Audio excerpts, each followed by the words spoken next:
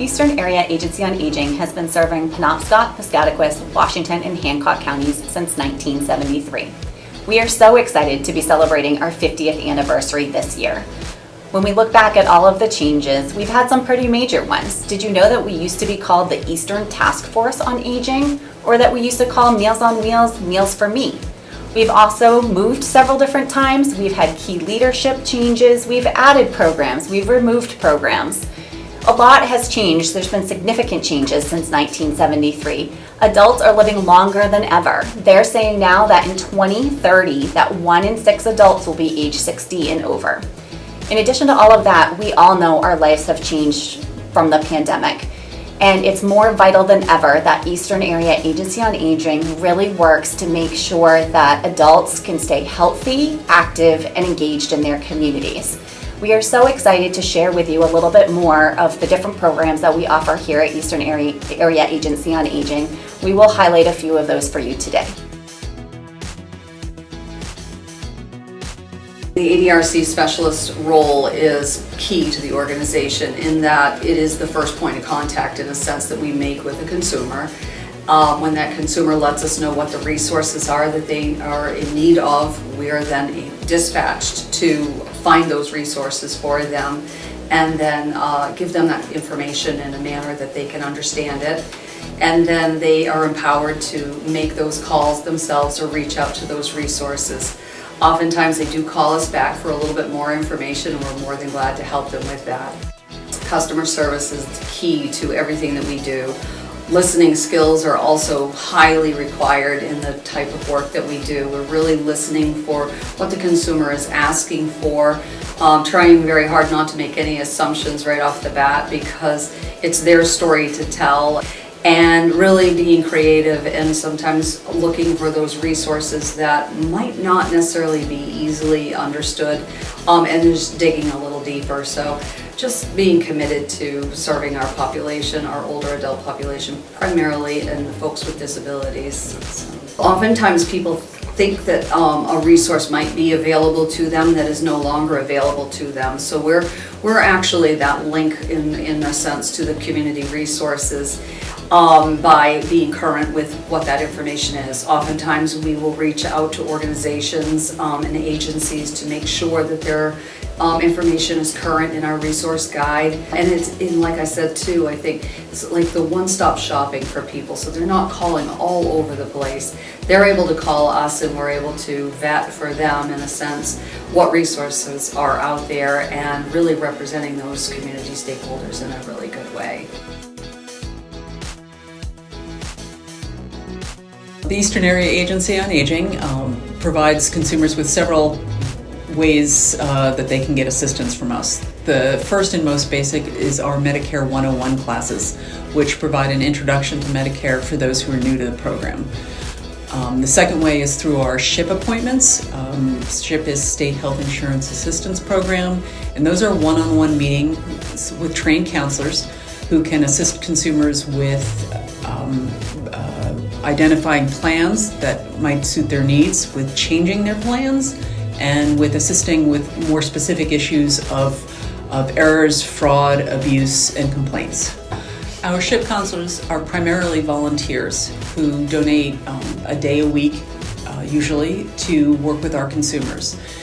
They go through a process of training through the State Health Insurance Assistance Program, which is more classroom training, and then they are paired up with an experienced volunteer and shadow somebody for an extensive period of time before they ever meet with a consumer on their own.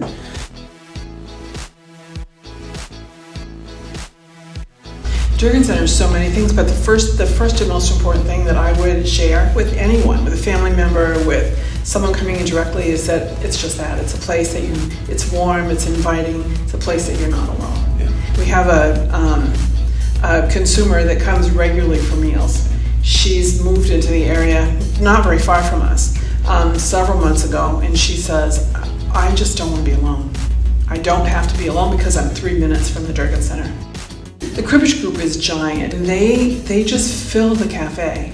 You know, they come in, and the first thing I loved about that, and said several times, they come in and this is their space. While they're here for that 2.5 to 3 hours, it belongs to them. and they come in knowing that it belongs to them. Mostly, the upside of that is it's just so cool that it's someplace that people come in and they belong here. The knitting group is fabulous. They laugh and tell stories and share recipes the whole time that they're here. And they, we keep adding tables because they're growing. There's an afternoon mahjong group that's wonderful. So it's things like that. We have a writing group that's lovely, that's kind of hitting different people. It's small, but it's really going well. We're hoping for a few more people. But lots of things. The wellness, the cafe addresses that, as well as addressing the socialization. The exercise classes are wonderful. Lori has taught the arthritis class, which isn't just for arthritis, but the arthritis class forever. And her consumers love her. And there's one consumer, and it's happened more than once since I've been here, who's been going to therapy, and his therapist recommends us. That's very cool. The Commodity Supplemental Food Program is a nationwide program that provides 30-pound boxes of nutritious food to low-income older adults every month. In addition to the food box, we partner with Good Shepherd Food Bank, who also provides the low-income older adults with fresh produce on a monthly basis. The CSFP program allows individuals who live solely off Social Security to stretch their income by providing them with $50 worth of shelf-stable groceries every month. This stretches their check even further, allowing them to use that money on essentials such as heat, gas, or rent. Furry Friends Food Bank was started in 2007 by a Meals on Wheels volunteer who noticed the consumer that she was delivering to was feeding her cat her food. Furry Friends Food Bank currently serves between 350 and 400 consumers every month at 33 different distribution locations throughout our coverage area. We rely heavily on over 45 volunteers to get the pet food to the distribution locations. For the consumers we serve, being able to get a month's worth of pet food is often the difference between keeping their pet at home and having to surrender their pet. Meals on Wheels is one of the programs that we offer here at Eastern Area Agency on Aging. And the point of this program is to provide nutritious meals for homebound consumers who are 60 and over disabled. We definitely could not do this work without them, and we're so blessed to have so many willing to give up their time to go out and put on the miles on their card to serve people, but they help pack with meals, which is really awesome. We have some great people that love to come and pack meals for us and get them ready to go out the door, and then we have those folks that will go out and deliver them in all of the areas. And the great thing about a volunteer going out is connection with the consumer. They may be the only people they see for that week, and could brighten up their day if they're not seeing anybody else. Another good part about that is like a wellness check. We want to make sure everybody's okay. So the part of the program that is really important is giving these resources to folks so they can thrive at home. And that's the important part for us, is to just make things a little easier for people. It would be 2 years that I have started volunteering, packing up to the CD Center here in Milo. Yep. Meals on Wheels were so kind. They brought meals to my dad when my mom went to the nursing home and he was home alone. And so my way of saying thank you to Eastern Area is volunteering, packing meals, and now the cafe. This is my first year doing the cafe. I think I love the cafe because the people are just so happy to be here. They're socializing, and I wonder, do some get to see no one except for when they come here, and there's so much chit-chatting and smiles. In the kitchen, when we're doing it, we're like gophers. We'll do anything we have. We serve. I've also served meals. I know a lot of the people and the veterans here from being a teacher in this area. So it's seeing how happy they are, talking to their friends. They really look forward to this visitation that they get before and after. And they look out for each other. If somebody's not here, they'll check to see if anybody knows why they're not here. well, you can see when they come in through the door, they're very anxious to get in here. They're kind of looking the place over to see, well, so-and-so here, so-and-so there, and they're anxious to be here, and they have a good time.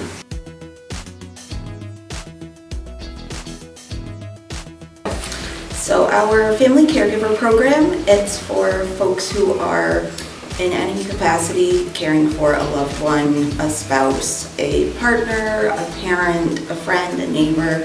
It's not limited necessarily to the actual family or any sort of official role. Anybody can be considered to be a caregiver.